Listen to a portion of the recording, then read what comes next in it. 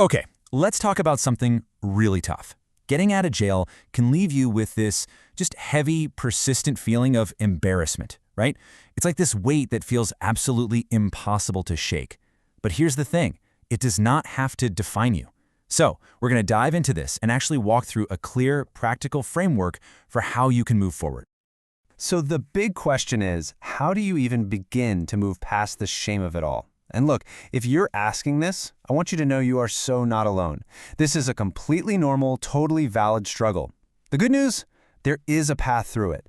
And that's what we're going to do. We're going to map it out together. This right here, this is probably the single most important idea we're going to build on. I really want you to let this sink in. Jail is an event. It is not your identity. It's a fundamental truth you've got to hold on to.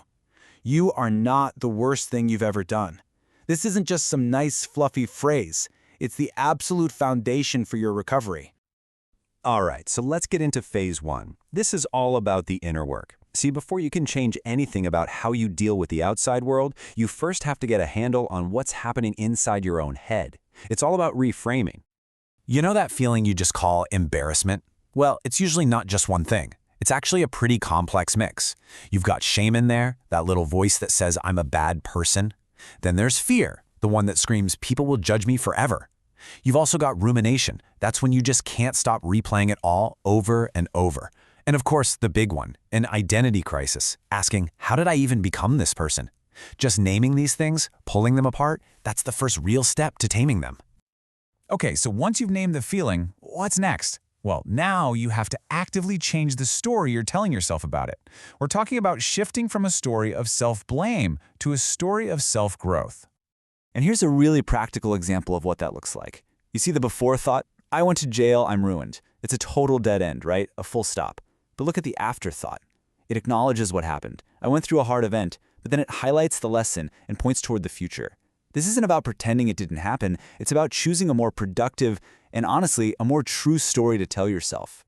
And this is so key. You can't just sit around and wait to magically feel forgiving toward yourself. It doesn't work that way. Self-forgiveness is a discipline. It's an action. It's something you have to choose to do every single day by consciously reframing those negative thoughts and focusing on what you've learned and how you are actively changing. So all that internal work, that's the foundation for phase two. Now that we've kind of worked on the inner mindset, we can start to focus on how you manage all this in the real world. We're moving from internal thought to external action. Okay, this is huge. This is all about reclaiming your power. You need to hear this. You do not owe your full story to anyone. You are the gatekeeper of your own narrative. You get to decide what you share, who you share it with, and why you're sharing it. Taking back that control is a massive part of moving past the shame. And here is a super powerful, really practical tool you can use when those conversations come up. This sentence is perfect. It's truthful, it sets a clear boundary, and it immediately redirects the conversation toward your growth. It acknowledges the past, sure, but it doesn't let it define the present. Seriously, adapt this, make it your own, and have it ready to go. Man, that fear of being judged, it can be absolutely paralyzing. So let's diffuse it right now with this simple mental exercise. Step 1. What's the worst case scenario? Okay, someone judges you. And then what? Honestly, they'll probably move on with their life pretty quick. Step 2. What's the realistic case? Let's be real, most people are so wrapped up in their own stuff they barely have time to think about yours. And finally, step 3, the empowered case. Your story actually becomes one of overcoming adversity. And you know what? People really admire that. Now, as you're taking control of your story, it's just as important to take control of your audience. Think of yourself as the curator of your social circle.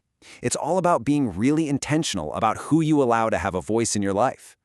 And this chart here, it's a really clear filter for that. On one side, you've got the people who want to keep you stuck in the past. You know the type. They gossip, they constantly bring up your mistake, they hold it over you.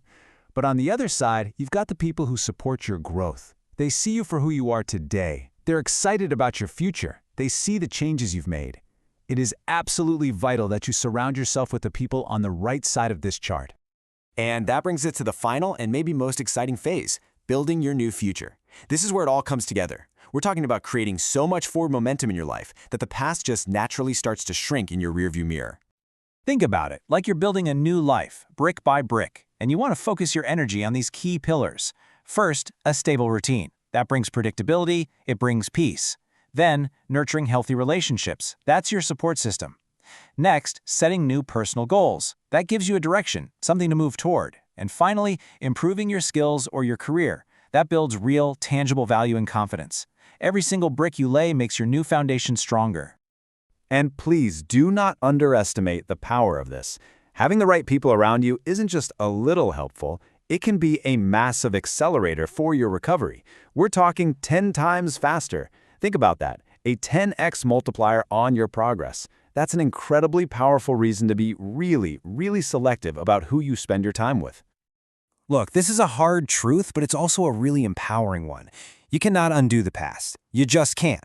Wasting energy wishing things were different, it's a trap. The real measure of who you are isn't the mistake. It's what you do after the mistake. It's the rising from it that truly defines you.